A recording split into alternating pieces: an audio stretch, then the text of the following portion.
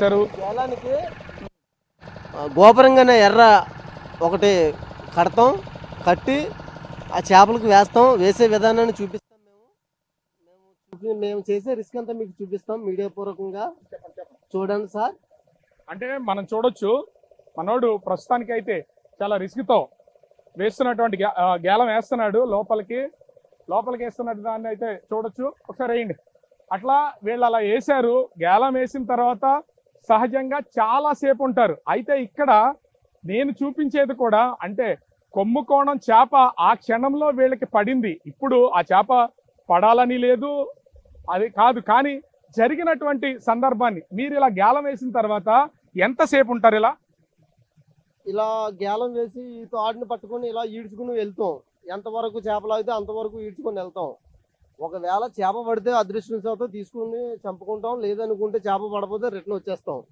దాదాపు చేపల పొజిషన్లో ఒక 4-5 గంటల వరకు మేము ఈ తాడుని ఇలా కాస్తూనే ఉంటాం. అంటే మీకు చేప పడిన తర్వాత అంటే చేపను లాగారు కదా, లాగి ఇక్కడికి వచ్చిన తర్వాత దానికి సపోర్ట్ ఏమిస్తారు? దానికి ఇంకొక కమ్ము అనేది ఒకటి ఉంటుంది, పైగాలం అనేది. అది కూడా మీకు చూపిస్తాను. ఇదిగో ఈ కమ్మ అనేది దాని బాడీకి వేయడం జరుగుతుంది.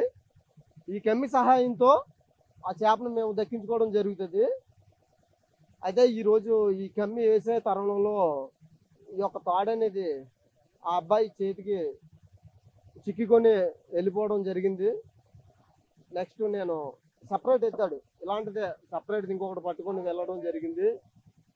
అది కూడా మీకు మేము అంటే దాన్ని చూపిస్తారా ఏంటి? ఇప్పుడు అది కూడా మీకు మేము చూపిస్తాం. అబ్బాయి ఎలా వెళ్ళిపోయాడు ఏంటి అని చెప్పేసి మీడియా పూర్వకంగా మేము తెలియజేస్తాం. అంటే ఒకటి, నాకు ఇది చాలా భయంకరం, నాకు భయం వేస్తుంది కూడా ఒక విధంగా చెప్పాలంటే, సముద్రపు ఇన్ని అల్లల మధ్యన. కాకపోతే వీళ్ళకి మత్స్యకారులు కాబట్టి నిరంతరం గంగలో ఉంటారు, సముద్రంలో ఉంటారు కాబట్టి వాళ్ళు ఎట్లాంటి భయం లేదని చెప్తున్నాడు. లోపలికి మేము వెళ్తామని చెప్తున్నాడు. మరి వాళ్ళు ఎలా లోపలికి వెళ్తారు, తిరిగి బోట్లోకి ఎలా వస్తారనేది అర్థం కానటువంటిది అయితే ఉంది. బోటు ఓనర్ వాసుపల్లి ఎల్లాజీ ప్రస్తుతానికైతే అతను సముద్రం లోపలికి గాలం అయితే వేశాడు. అయితే చేప పడిన తర్వాత వాళ్ళు లాగింది చూపించారు కదా, అయితే లాక్కెళ్ళిపోతున్నటువంటి టైంలో అతను ఏం చేశారనేది అతనే ఇప్పుడు చేసి చూపిస్తానంటున్నాడు. అంటే వీళ్ళిద్దరు కూడా అంటే ముఖ్యంగా చూస్తే ఎల్లాజీ, అదేవిధంగా ఎర్రాజీ వాళ్ళ తమ్ముడు కూడా ప్రస్తుతం కొర్లయ్య, ఇతను వాళ్ళ తమ్ముడు కనిపిస్తున్నటువంటి టీషర్టు కొర్లయ్య, అదేవిధంగా ఎల్లాజీ కూడా ఇద్దరు ఒకరిని రక్షించడానికి ఒకళ్ళు సముద్రంలో దూకుతానంటున్నారు. మరి వాళ్ళు ఒక విధంగా ఇది మాకు కొంచెం భయంగానే ఉంది, భయపడుతూనే చేస్తున్నాం. మరి అతను ఏ విధంగా చేస్తారు ఏంటనేది నేనైతే ఒకసారి కళ్ళకు కట్టినట్లు వీళ్ళు చూపించే ప్రయత్నం అయితే చేస్తున్నారు. ఒక విధంగా చెప్పాలంటే చాలా ఒక భయానక పరిస్థితుల్లో ఉన్నామనే చెప్పాలి. ఎటు చూసినా కూడా సముద్రం లోపల మనకి బయట చూస్తేనేమో సముద్రం అంతా కూడా చూస్తూ ఉంటే పచ్చగా కనిపిస్తూ ఉంటుంది, నీల రంగులో కనిపిస్తూ ఉంటుంది, అందంగా కనిపిస్తూ ఉంటుంది. కానీ లోపలికి వెళ్తే సముద్రం లోపల వాటర్ అంతా కూడా కలర్ డిఫరెంట్ కలర్లో ఉంది. ఒక విధంగా చెప్పాలంటే చాలా భయం మధ్యనే రిపోర్టింగ్ చేయాలి. అందరూ అనుకుంటారు సముద్రం లోపల మత్స్యకారులు వేటాడుతున్న దానికి సంబంధించి మనం చూస్తాం కదా. ఇప్పుడు అంటే అలా వెళ్ళిపోయాడు ఎల్లాజీ, అలా వెళ్ళిపోయిన వెంటనే మరొకసారి ఎర్రాజీని రక్షించడానికి అలా ఇద్దరు కూడా సముద్రం లోపలికి వెళ్ళి ఒకరికొకరు కొమ్ము కోణం చేప వెళ్ళిపోతున్నటువంటి సమయంలో వెంటనే రక్షించే ప్రయత్నం అయితే చేశారు. మనం చూస్తున్నాం కదా వాళ్ళని. అంటే ప్రాణాలకు తెగించి సముద్రం లోపల వాళ్ళని ఒకరికొకరు రక్షించుకునే ప్రయత్నం అయితే చేస్తూ ఉన్నారు. అంటే ఇలా వాళ్ళని రక్షించే ప్రయత్నంలో మళ్ళీ ప్రాణాపాయ పరిస్థితులకు వస్తుందేమోనని గుర్తించినటువంటి మిగిలిన ముగ్గురు మత్స్యకారులు కూడా ఒకరు బోటును ఆపరేట్ చేస్తూ ఉంటే మిగిలిన ఇద్దరు కూడా ఎర్రాజీ కోసం వెతికినటువంటి పరిస్థితి అయితే ఉంది. ఒక విధంగా వాళ్ళ ప్రాణాలను కూడా పణంగా పెట్టి ఎర్రాజీ కోసం ప్రయత్నం అయితే చేశారు. కానీ ఎర్రాజీని చేప అతని చేతికి పట్టుకోవడం వల్ల అంటే అది చుట్టుకుపోవడం వల్ల తాడు మొత్తం అంతా లోపలికి వెళ్ళిపోయాడు. ఇప్పుడు ఎర్రాజీ ఎక్కడున్నాడు ఏంటనేది తెలియనటువంటి పరిస్థితి అయితే కనిపిస్తోంది. ముఖ్యంగా చూస్తే మనము వాళ్ళ దగ్గరికి వెళ్ళి ముందు వాళ్ళని కూడా సేఫ్ గా వాళ్ళని ముందు బోట్ ఎక్కించుకుందాం. ఎందుకంటే వాళ్ళ మత్స్యకారులు అయినా కూడా ఎంతసేపు వాళ్ళు బోట్లో ఉండగలిగినా కూడా ఒక విధంగా చెప్పాలంటే నాకైతే నోటి నుంచి మాట రావడం లేదు. ఒక రకమైనటువంటి భయం వేస్తుంది. కానీ చూస్తున్నాం కదా, ఇంకొకరు తాడుతో అంటే ఒక సపోర్టింగ్ తాడు పెట్టుకుని వాళ్ళు రక్షించే ప్రయత్నం అయితే చేశాడు. అంటే ప్రతి క్షణం కూడా వీళ్ళు నిరంతరం సముద్రంలో వేటాడడం అనేది వీళ్ళకి చాలా కామన్. అలా తన అన్నను కాపాడుకోవడానికి ఆ కొర్లయ్య, అదేవిధంగా బోటు ఓనర్, తనతో పాటు వేటాడడానికి వచ్చినటువంటి బోటు ఓనరు ఎల్లాజీ మొత్తం పైకైతే ప్రస్తుతం వచ్చారు కదా, ఇంత రిస్క్ చేసి వచ్చారు. ఇదే విధంగా అతన్ని కాపాడడానికి వెళ్ళారా మీరు? ఇదే విధంగా ఆయన్ని కాపాడడానికి వెళ్ళాం సార్. ఆయన మా చేతికి చిక్కలేదు సార్. దురదృష్టవశాత్తు నాకు కొంచెం దూరంలోనే ఆయన కిందకి వెళ్ళిపోవడం జరిగింది సార్. అసలు ఆ క్షణం అతను చేప ఈడ్చుకుపోతుంటే కింద వెంటనే అసలు కనిపించలేదా మీకు? కనిపించాడు సార్. వెళ్ళాను సార్. నేను వెళ్ళినప్పటికీ కూడా నా చేతికి చిక్కకుండా చేప అనేది కింద. మామూలుగా అయితే ఎర్రాజీ ఎంత దూరం ఈదగలడు? ఎర్రయ్య మామూలుగా అయితే మినిమం 1 గంట సేపు ఈత కొట్టగలడు సార్. ఆయన మంచి ఈతగాడు సార్. మంచి ఆటగాడు, బలవంతుడు కూడా. దురదృష్టవశాత్తు నా చేతికి చిక్కకుండా అయిపోయాడు సార్. చాలా రిస్క్ చేశాం సార్. సో అతని తమ్ముడు ఉన్నాడు, ఒకసారి కూర్చోమ్మా. అంటే ఇక్కడ ఇతను చూస్తున్నాం కదా, మీ అన్న కోసం ఇప్పుడు నువ్వు దూకినది చూసాం, అట్లానే చేప అట్లా మీ అన్న లాక్కెళ్ళిపోయిందా?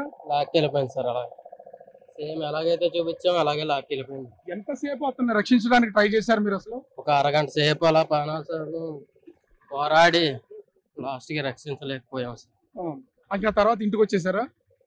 చాలా సేపు ఎతికాం సార్. మా వల్ల కాలేదు. ఇంకా మా ప్రయత్నం మేము చేసాము, ఇంకా మా వల్ల కాలేదు. అసలు సముద్రము లోపల ప్రయాణం చేయడం అంటే నిజంగా ఒక విధంగా చెప్పాలంటే ప్రాణాలతో చెలగాటం అని చెప్పాలి. ఒక విధంగా చాలా భయానకమైనటువంటి పరిస్థితి, భయంకరమైనటువంటి పరిస్థితి అయితే ఇక్కడ ఉంది. నోటి నుంచి మాట రావట్లేదు, గుండెల్లో దడ భయం కూడా ఉంది. కానీ నిజంగా చెప్పాలంటే ఎల్లాజీ చనిపోయినటువంటి ఆ ఎర్రయ్య గల్లంతయ్యాడు. అతను ఎక్కడున్నాడు ఏంటనేది ఎవరికి తెలియదు.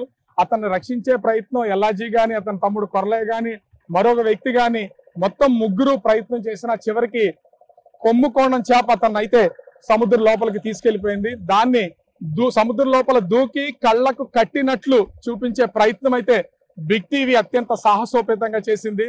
కానీ సముద్రం లోపల ఎక్కువసేపు ఉండలేము, ఖచ్చితంగా వాంతులు అవుతాయి, కొత్త వాళ్ళకైతే రక్తాలు కూడా వస్తాయి, నోటి నుండి రక్తం కూడా వస్తుందని చెప్తున్నారు. అయితే అసలు ఇలా నడి సముద్రంలో వేటాడుతున్నటువంటి సమయంలో వీళ్ళు ఎదుర్కొంటున్నటువంటి సమస్యలు, ఒకవేళ గల్లంతైనా కనిపించకుండా పోయినా చనిపోయినా వాళ్ళకి ఎట్లాంటి మేలు కావాలి, న్యాయం కావాలని ఇక్కడ ఉన్నటువంటి వాళ్ళు ఉన్నారు. నేను వాళ్ళ అభిప్రాయాన్ని కూడా నడి సముద్రం లోపలే తీసుకుంటాను. అసలు వాళ్ళు ఏం చెప్తున్నారు ఏంటనేది కూడా ఒకసారి మనం కూడా తెలుసుకుందాం. సముద్రంలో వేటకెళ్ళినటువంటి మత్స్యకారులు ఎన్నో ఇబ్బందులు పడుతూ ఉంటారు, ఎంతమంది చనిపోతున్నారు, గల్లంతవుతున్నటువంటి వాళ్ళు కూడా ఉన్నారు. సో అసలు ఈ ఎల్లయ్య చనిపోయాడు కదా, ఎర్రయ్య చనిపోయినటువంటి ఎర్రయ్యకి సంబంధించి ఇప్పటికి ఎవరికైనా అధికారులు వచ్చారా లేదనేది ఇక్కడ ఉన్నటువంటి వాళ్ళని అడుగుదాం. అంటే ఇక్కడికి అసలు ఎవరైనా అధికారులు వచ్చారా, మీకు సంబంధించి ఏమన్నా సమాధానం చెప్పారా ఏంటి? ఇప్పటికి వచ్చి ఎర్రయ్య గల్లంతయ్యి 3 రోజులు అయ్యిందండి. ఏ అధికారి కూడా రాలేదు. ఇలాగే చూస్తే మత్స్యకారులు చాలా ఇబ్బందులు పడుతున్నారండి.